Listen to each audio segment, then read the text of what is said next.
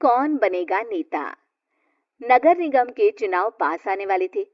पूरे कानपुर शहर में टिकट को लेकर मारामारी शुरू थी, लेकिन सबसे ज्यादा चर्चा में वार्ड नंबर 40 की सीट थी।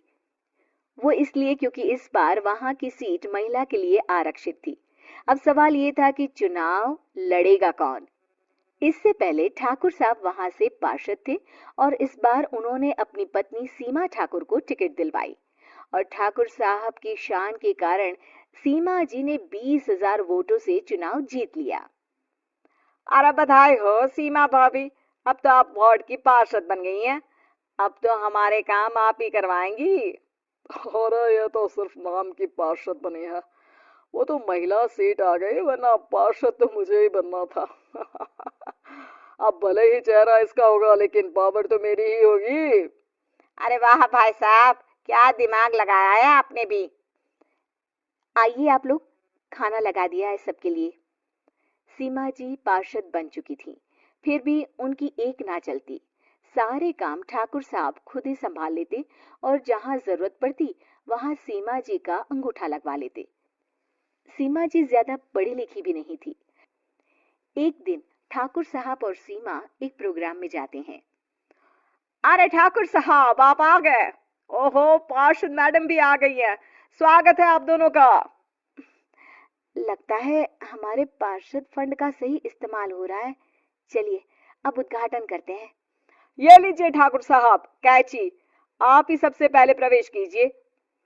सब लोग आगे निकल जाते हैं और सीमा जी पार्षद होने के बावजूद भी पीछे खड़ी रह जाती हैं। वो देखती हैं कि वेलकम बोर्ड पर उनका नाम है, लेकिन महिला होने के कारण कोई उनका सम्मान नहीं कर रहा। अगले दिन एक आदमी उनके घर आता है। अरे ठाकुर साहब नमस्कार। कल ना हम नोटिस किए कि हमारा घर तो अवैध है और नगर निगम वाले उसे तोड़ने आ रहे हैं। अरे कुछ कीजिए ना ठाकुर साहब। देखो भाई, मैं तो ज्यादा कुछ कर नहीं सकता, पर अगर तुम सबकी जेब गर्म कर दो तो कुछ हो सकता है। कुल मिलाकर 4 लाख लगेंगे। अरे 4 लाख ठाकुर साहब। अरे भाई, मैं अपने लिए नहीं मांग रहा हूँ। दरोगा है, इंजीनियर बाबू है, बड़े साहब है, सबको देना पड़ता है ना थोड़ा थोड़ा। बोलो, है मंजूर? तभी वहां अचानक सीमा जी आ जाती हैं। अरे ये आप क्या कर रहे हैं? पहले इन्हीं लोगों से तो आपने वोट मांगे, अब इनसे ही पैसे ले रहे हो। अरे चुप रहो तुम। तुम्हारा काम है सिर्फ अंगूठा लगाना, तुम वही किया करो। मुझे दूसरे काम तुम मत सिखाओ, समझी? और तुम ना जाओ, अब पैसे लेकर आओ, वरना जेसीबी किसी भी वक्त आती होगी। सब कुछ ऐसे ही चलते रहता है। एक दिन सीमा जी और ठाकुर साहब को एक लोकल मीटिंग में बुलाया जाता है। वहां पर कई और अधिकारी लोग भी मौजूद रहते हैं। अब मैं चाहूंगा कि ठाकुर साहब हमारे बीच 2 शब्द कहें। मेरे प्यारे भाइयों और बहनों, आज मेरा सौभाग्य है कि मैं आप सबकी सेवा दिन रात कर पा रहा हूँ। आपने मेरी पत्नी को भारी मतों से जिताया है, इसलिए मैं आप सभी का शुक्रगुजार हूँ। मैं आप सबसे वादा करता हूँ कि हमेशा की तरह हमारे वार्ड में किसी को कोई तकलीफ नहीं आने दूंगा। सभी लोग तालियां बजाने लगते हैं। अब मैं माननीय पार्षद मैडम को स्टेज पे बुलाना चाहूंगा। अपने नाम को बुलाया सुनकर सीमा जी एकदम चौंक जाती है। उन्हें बिल्कुल उम्मीद नहीं थी कि इतनी बड़ी जगह उन्हें मंच पर बुलाया जाएगा। जैसे तैसे वो मंच पर चढ़ती हैं। ऊपर जाते ही सीमा जी को सारी पुरानी बातें याद आ जाती हैं कि किस तरह उनके पति उन्हें कभी भी आगे बढ़ने नहीं देते और उनके नाम से गलत काम करते हैं। वो बोलने लगती हैं।